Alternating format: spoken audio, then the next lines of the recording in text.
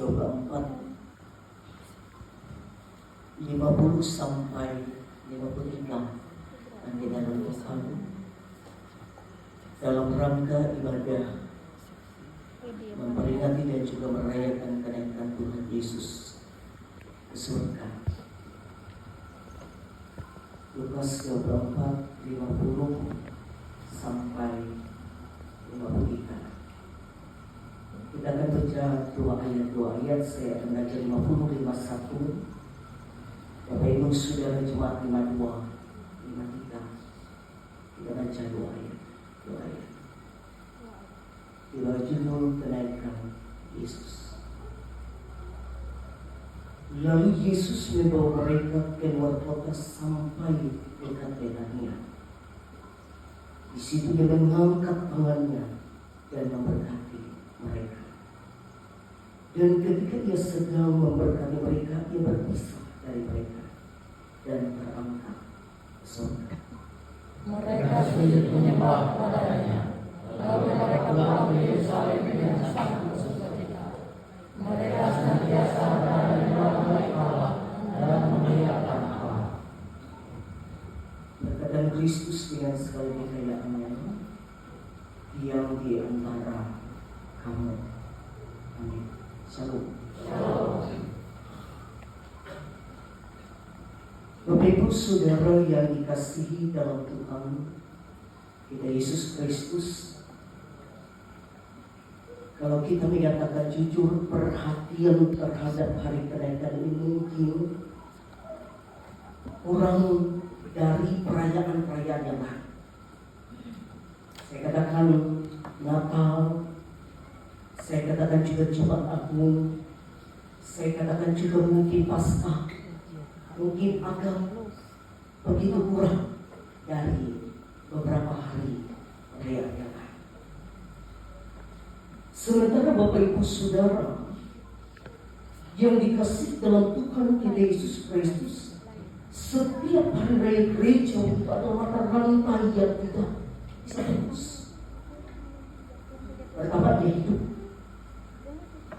Setelah itu Bapak Ibu Saudara ia mati. Setelah itu ia bangkit. Lalu pertanyaan bagi kita, apakah cukup sampai ia bangkit? Artinya kalau sampai ia bangkit, Yesus itu sebagai Allah yang berkuasa hanya di bumi. Makanya Bapak Ibu Saudara, dalam satu rentetan peristiwa gerejawi itu dikatakan salah satunya hari ini adalah ia naik di surga. Dikatakan bagi kita itu adalah puncak dari kebenaran Yesus. Jadi bukan Allah yang hanya berkuasa di bumi ini, tapi juga Allah yang berkuasa di surga. Dan kita Bapak Ibu Saudara dikasih dalam Kristus tidak hanya mengatakan dengan perkataan kita bahwa surga itu kita yakin, ya dan amin. Tidak hanya orang mengatakan apakah nanti aku masuk surga atau tidak.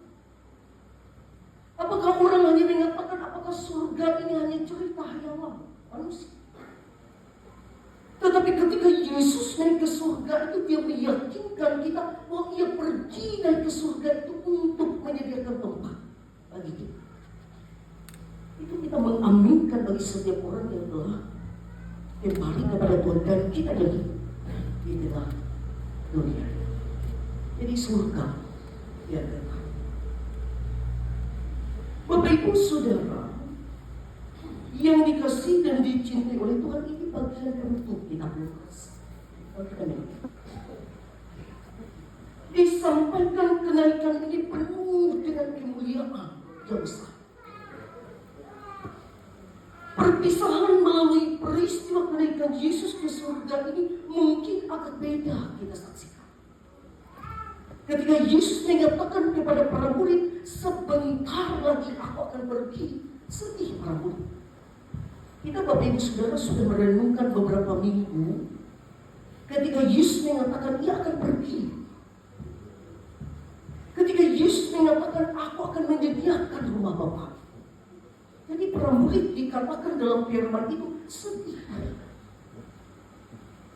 Karena kami menyampaikan, Thomas bertanya, bagaimana jalan dari Tuhan? Filipus mengatakan, tunjukkan jalan itu. Artinya dikatakan dalam firman itu bahwa tentang surga perpisahan itu menyedihkan bagi mereka. Pada saat pertama, ketika Yesus mengatakan, aku akan pergi. Tetapi dalam firman ini Bapak Ibu Saudara, ketika Yesus membawa mereka keluar kota sampai dekat Betania itu, ia bilang tangan memberkati mereka. Dan dikatakan 3:52 ini, ketika ia sedang memberkati mereka, ia berpisah dari mereka dan terangkat ke surga. 52, mereka sujud menyembah kepadanya. Mereka pulang ke Yerusalem dengan sangat bersukacita. Beda apa itu, saudara? Kalau perpisahan ketika Yesus menyatakan aku akan pergi, itu sedih, luar biasa para murid. Tetapi ketika ia naik ke surga, ia memberkati, ia menopang tangannya kepada para murid, kemudian ia terangkat, disaksikan dalam kemudian itu, dikatakan para murid, sukacita tentang perpisahan. Sukacita luar biasa. Saya menyampaikan Bapak Ibu Saudara, ada 3 respon para murid dalam firman. Yang pertama, mereka menyembah Yesus. Itu yang pertama. Dikatakan dalam ayat yang ke-52, mereka sujud menyembah kepada. Kita Bapak Ibu Saudara, dalam hidup ini apa yang dilakukan oleh para murid, mereka menyembah Yesus yang layak dipuji dan disembah. Tidak ada yang lain dalam hidup ini. Hanya Yesus segala-galanya. Tidak ada Bapak Ibu Saudara. Mungkin yang lain itu hanya berkuasa di bumi dan di dunia. Tapi Tuhan Yesus yang kita sembah itu berkuasa di surga dan di bumi. Makanya respon pertama para murid, mereka menyembah Yesus. Yang kedua, kalau kita melihat dalam firman ini, di ayat yang ke-52, mereka pulang dengan sukacita. Jadi, mengapa Bapak Ibu Saudara mereka sukacita luar biasa? Perpisahan itu bukan akhir. Tetapi perpisahan itu membangkitkan pengharapan bahwa ada surga yang kekal. Jadi setiap orang percaya. Jadi mereka sukacita karena Tuhan yang berkuasa itu memerintah dalam kehidupan para murid. Jadi mereka pulang dengan sukacita karena mereka yakin Yesus terangkat ke surga dan Dia akan datang kembali. Seperti sebuah lagu mengatakan pergi untuk kembali. Bapak Ibu Saudara, sehingga mereka sukacita. Dan yang ketiga dikatakan dalam firman ini, mereka pulang ke Yerusalem dengan sangat bersukacita. Mereka senantiasa berada di bait Allah dan memuliakan Allah. Kehilangan itu tidak membuat mereka menjadi orang yang pasif, menanti, oh kapan Tuhan itu nanti akan datang kembali. Seperti kita melihat dalam kitab surat Paulus kepada jemaat Tesalonika, ketika Tuhan menyatakan melalui Paulus, Dia akan datang. Orang Tesalonika, Bapak Ibu Saudara, malas-malasan itu saja karena mereka menanti Tuhan itu akan datang. Tapi apa yang dilakukan oleh para murid dalam firman ini, mereka berada di bait Allah, memuliakan Allah. Artinya apa? Menjadi orang-orang percaya yang aktif memuji memuliakan Tuhan dalam kehidupan. Karena kenapa Bapak Ibu Saudara? Tuhan yang berkuasa di bumi dan di surga. Kita bersekutu dengan Dia senantiasa. Tuhan janji persekutuanmu dalam Tuhan tidak sia-sia. Tidak akan sia-sia. Diyakinkan oleh Tuhan apapun. Jadi Dia meminta kita dekat dengan Tuhan. Dia meminta kita setia kepada Tuhan. Seperti yang dilakukan oleh para murid. Mereka senantiasa berada di bait Allah dan memuliakan Allah. Itu Bapak Ibu Saudara, kalau kita melihat 3 respon para murid melalui firman ini. Bapak Ibu Saudara, kekasih dalam Tuhan, kenaikan Yesus ke surga ini ingin menyatakan pada kita nyanyikan tadi nyanyian kemuliaan bagi Allah, bahwa Ia Tuhan mulia berkuasa atas kehidupan kita. Ketika Tuhan menjadi Tuhan dan Juru Selamat dalam kehidupan kita, apa yang kita takutkan dalam hidup ini? Dunia ini Bapak Ibu Saudara tempat sementara saja. Ada banyak diibaratkan dalam Alkitab, hidupmu seperti uang, hidupmu ini seperti rumput, hidupmu hanya sementara, hidupmu hanya sebentar. Kemudian ada juga yang mengatakan beraneka ragam tentang kehidupan manusia di tengah dunia. Tujuan kita tidak ada lain adalah bahwa kehidupan kekal itu milik orang yang percaya di dalam kehidupan iman, pengharapan kepada Tuhan. Karena itu kita yakin janji kita hidup ini, Bapak Ibu Saudara, hidup dalam masa penantian. Makanya ketika masuk Adventus itu tidak hanya penantian kehadiran Tuhan, tapi kedatangan Kristus yang kedua kali. Dicatat oleh Alkitab itu tanda-tanda menuju zaman akhir itu jelas, Bapak Ibu Saudara. Ada peperangan, ada pertikaian, ada bencana alam di berbagai tempat, ada tindakan yang tidak diinginkan, yang tidak manusiawi dilakukan orang. Itu sudah dicatat di dalam Alkitab. Dan kita ini Bapak Ibu Saudara hidup dalam masa penantian itu.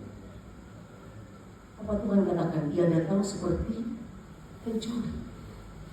Saya ibaratkan itu juga dengan kematian dalam kehidupan orang yang percaya. Ada pendeta mengatakan begini, lihat tangan kamu sebelah kanan, lihat tangan kamu sebelah kiri. Perhatikan, dia katakan ada huruf M kiri kanan, memento mori. Satu saat kamu pasti akan mati. Satu saat, Bapak Ibu Saudara.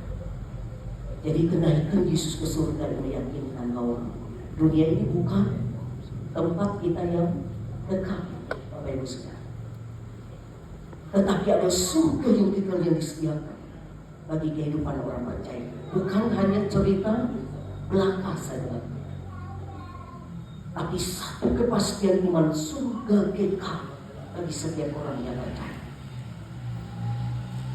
Kemudian selanjutnya, kenaikan Yesus ke surga ini menjadi satu tugas bagi kita, tanda bahwa tugas kita di tengah dunia ini belum selesai. Belum selesai, Bapak Ibu Saudara. Ketika para murid menyaksikan bentuk dan kemuliaan kenaikan Yesus ke surga, mereka tidak hanya bengong begitu menyaksikan, oh apa nanti akan kami kerjakan.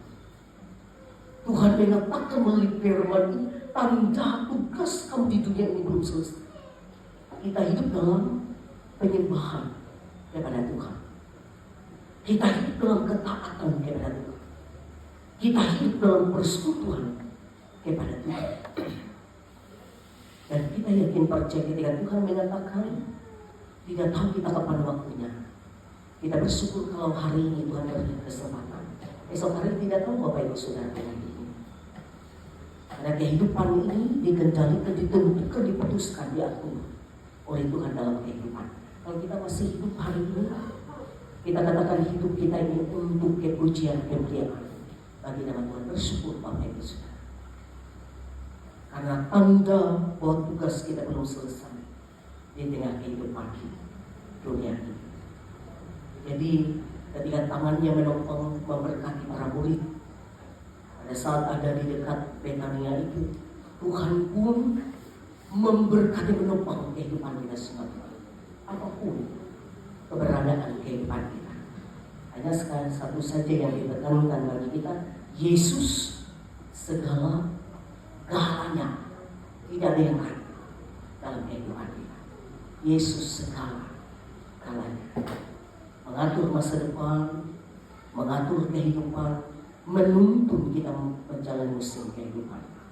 Dan Yesus segala galanya yang kita puji, kita muliakan dalam kehidupan. Paulus mengatakan, kalau kamu bermegah, kamu harus bermegah dalam Tuhan. Kamu harus bermegah di dalam Tuhan. Selamat merayakan hari kenaikan Tuhan Yesus. surga.